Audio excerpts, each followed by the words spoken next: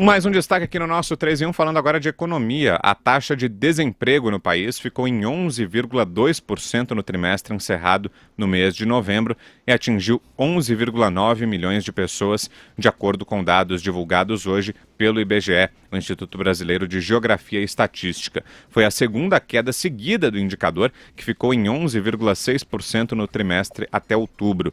A taxa de desemprego no último semestre foi a menor desde o trimestre encerrado em março de 2016, quando era de 10,9%.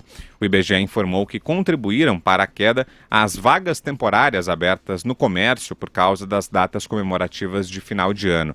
Além disso, a população ocupada alcançou o recorde de 94 milhões e 400 mil pessoas. Diga, Josias.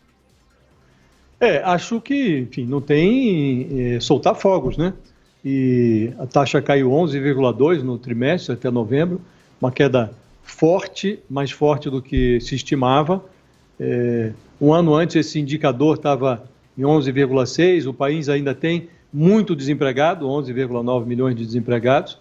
Isso é 300 mil desempregados a menos do que nós tínhamos no mesmo período em 2018.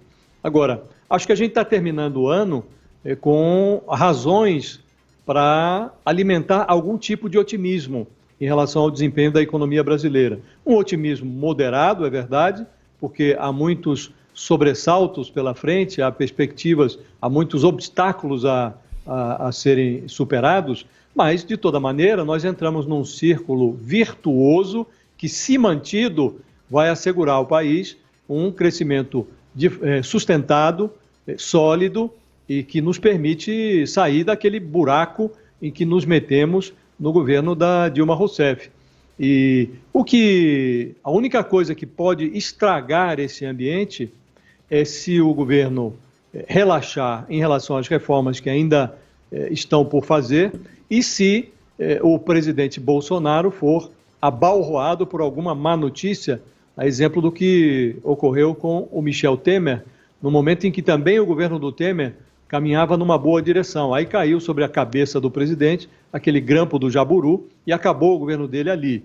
Então, há também nessa área política alguns contenciosos ao redor do presidente, ninguém sabe muito bem como essas coisas vão terminar, sobretudo o caso que envolve o filho dele. Então, há o otimismo, razões para o otimismo e há também razões para preocupação. Agora, o ano termina com indicadores e com notícias muito boas. Há tempos não tínhamos razões para comemorar como temos agora. Então, é soltar fogos e esperar que em 2020 as más notícias não prejudiquem esse ritmo que nós entramos agora, que é um bom ritmo e a economia caminha numa boa direção. Constantino. Pois é, na verdade, nas duas pastas principais, né, economia e segurança, com os dois superministros, o Paulo Guedes e o Sérgio Moro, é muito parecida a história, né? O governo encontrou um cenário de terra devastada, mais de 60 mil homicídios por ano, a economia destroçada pelo petismo, e vimos um ponto de inflexão. 22% de queda na taxa de homicídio, o crescimento econômico ainda muito aquém do desejável, do necessário, mas começa um ponto de inflexão, o pior fica para trás, e vemos essa taxa de desemprego realmente caindo acima da estimativa do mercado. Quase 1 milhão de vagas foram criadas nesse ano apenas, ou seja, temos sinais muito positivos, né, das principais pastas do governo, que explicam a popularidade do presidente. Quer dizer, ele nem é tão popular, mas, segundo pesquisas, né, mas pelo menos o que representa o bolsonarismo, né, o endurecimento com a bandidagem e o choque liberal na economia com o ministro Paulo Guedes, o seu posto Ipiranga, mostraram serviço, mostraram a que vieram, né? Então, eu acho que isso tudo é muito positivo, tem que intensificar a agenda de reformas de ambos os ministros, que têm bons planejamentos, né? O projeto anticrime do Moro foi muito desidratado, ele queria mais, mas foi na direção certa, e na economia, idem. Nós temos ainda a reforma administrativa do Estado, que o presidente preferiu jogar para o ano que vem, que é um ano difícil, que é ano eleitoral, por questões de receio ali de um Chile, né, de balbúrdia nas ruas. Acho que foi uma decisão equivocada. né? Mas o presidente precisa colar no ministro Paulo Guedes e no ministro Sérgio Moro. Eles estão entregando aquilo que foi prometido e é o que pode fazer toda a diferença para qualquer tipo de ambição de reeleição do presidente lá na frente, né? O grande risco, claro, é qualquer tipo de ruído político ou envolvendo ali escândalos éticos da sua família, né? Isso pode realmente colocar tudo a perder. E tem também aquela ala mais radical que fica arrumando polêmica e intriga nas redes sociais e também fora delas, né? E acho que acaba afastando muita gente boa de um apoio que seria até natural a um governo que está entregando resultados graças a essa guinada à direita, né?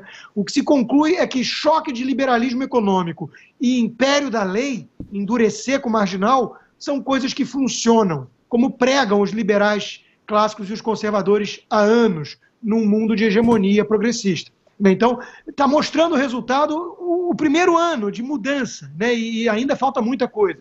Então, que o presidente insista nessa toada, colhe nos bons ministros e consiga se afastar da turma que influencia de forma negativa o seu governo. Infelizmente, não parece ser o caso, ele está tirando férias, vai levar tiracolo no seu avião. O assessor para assuntos externos, o jovem olavista Felipe Martins, nem a esposa vai, parece que vai fazer uma cirurgia, mas vai lá, tiracolo, o jovem que ontem mesmo estava nas redes sociais bajulando o presidente, dizendo que ninguém no país inteiro é mais patriota do que Bolsonaro e que todas as medidas que o presidente toma, todas são visando ao bem do povo, ou seja, do seu José e da Dona Maria, e não os próprios filhos, por exemplo. Quer dizer, não é um presidente da República, é um santo abnegado, segundo a narrativa daquele que está lá influenciando o presidente, e Narciso acha feio o que não é espelho. Esse é o ponto perigoso daqui para frente. Thaís. Na verdade, é um comentário e quase uma pergunta para o Constantino. Me parece que o olavista está indo, mas o Olavo em si ficou distante, não? Estou enganada ou o Felipe Martins está mais próximo do Bolsonaro do que o próprio Olavo, que está aí bem na moita, escondido e irrelevante? Não te parece? Parece que há uma adaptação do jovem olavista, do preposto praticamente do Olavo, né, no governo. Há uma adaptação em relação a realmente quem manda. Eu acho que o Olavo de Carvalho tem outra agenda, né? E eu já fiz uma vez uma analogia dele com o personagem, exagerando, óbvio, com o personagem Joker, né, do filme aí, do Coringa, que tem um flerte ali com o niilismo, quer dizer, gosta mesmo de ver o circo pegar fogo, né? Às vezes a gente fica com a impressão de que o Olavo de Carvalho veio para embaralhar as cartas e não para construir nada que preste.